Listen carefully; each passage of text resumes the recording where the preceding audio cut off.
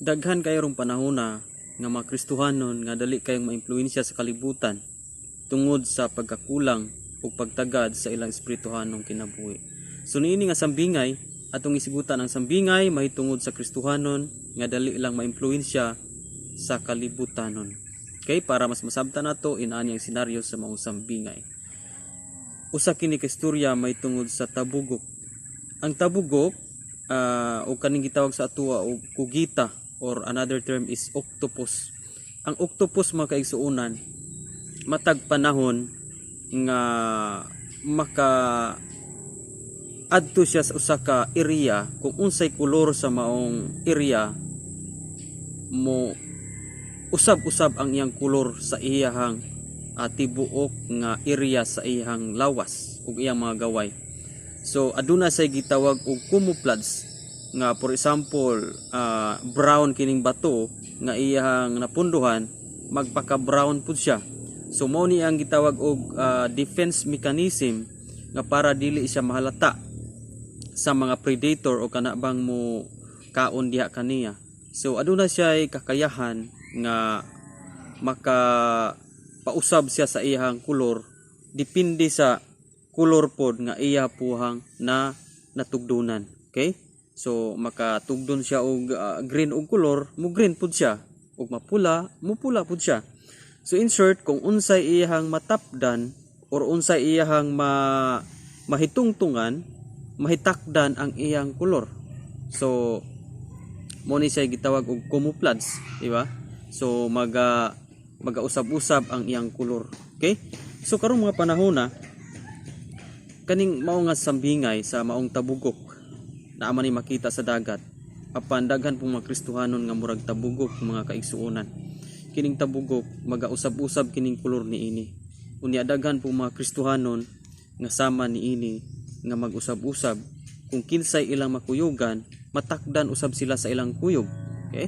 Matud pa sa panultihon nga kung kinsay imuhang iron sharpens iron. Okay? So makigkuyog-kuyog kas mga maalamon, mahimo kang maalamon. Apan kung makigkuyog-kuyog kas mga buang-buang, mahimo usab kang buang-buang. Okay?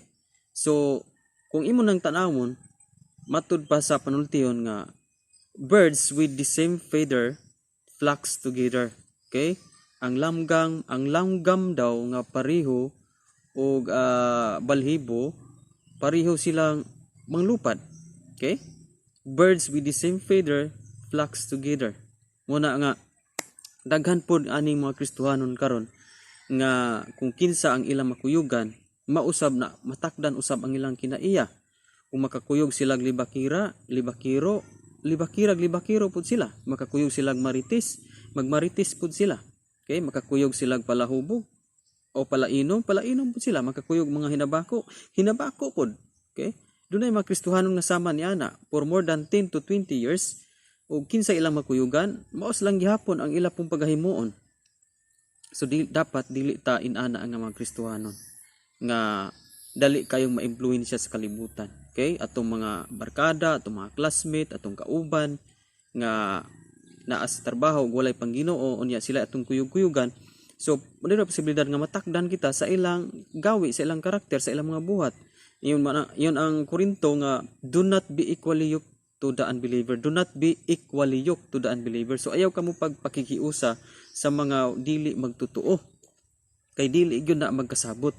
Diba? So niyon ang Romans chapter 12 verse 2 nga do not be conformed to the pattern of this world but be transformed by the renewing of the spirit o by the renewing of your mind. Okay? Aron nga masayra nato unsay mayo, unsay dili mayo. Diba? So dili kita magpahiuyon-uyon. Okay? But pasabot ana dapat dili kita ang maimpluwensya sa kalibutan instead nga kita ang maka-impluwensya sa laing tao, di ba? So muna nga piliun kayo nato ang atuang company. Dapat piliun nato kinsa ang atuang gipakigsuoran. Kay kung kinsa ang atong gipakigsuoran, okay? Mausab kita matakdan ta sa ilang mga kinaiya. Okay? Una nga kung makakuyog ang Kristohanon nga tapulanon, dili hinimbahon, mahisama usab kita ni ana nga wala puy tinguha sa pagsimba.